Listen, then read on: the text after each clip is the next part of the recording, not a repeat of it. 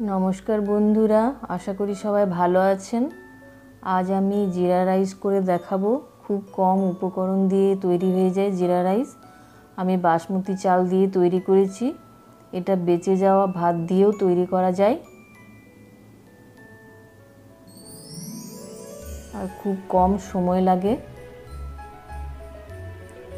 এবার আমি কড়াই গরম করে ঘি দিয়ে দিলাম।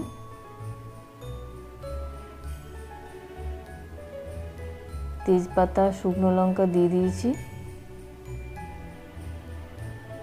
এরপর দেব গোটা গরম মশলা, জয়িত্রী আর জিরে আর মৌরি 1 চামচ মতো করে দিয়ে দিলাম।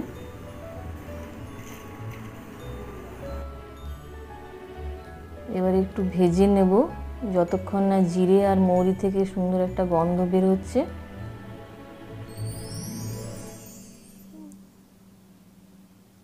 আর বাসমতি চালটা আমি ধুয়ে পরিষ্কার করে রেখে দিয়েছি।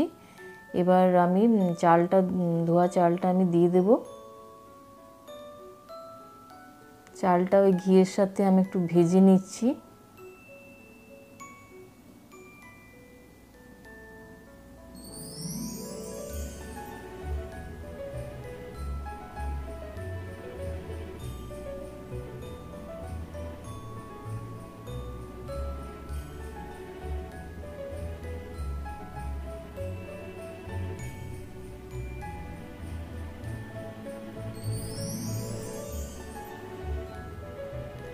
এরপর আমি পরিমাণ মতো নুন দিয়ে দিলাম।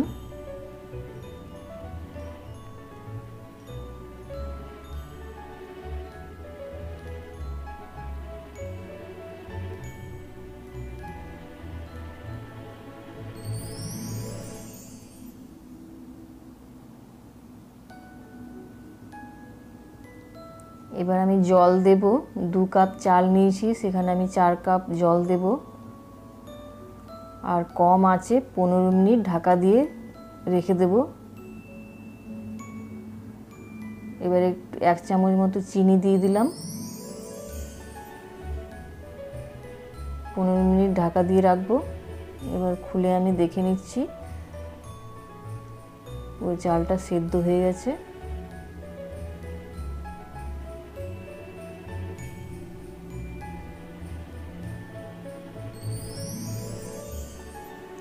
দেখুন কত সুন্দর ঝরঝরে হয়েছে ভাতটা।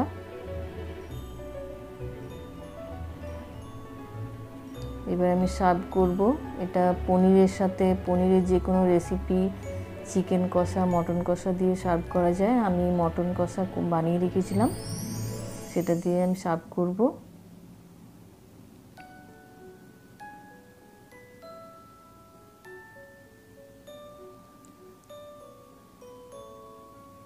সবাই ভালো থাকবেন, সুস্থ থাকবেন। অনেক ধন্যবাদ সবাইকে।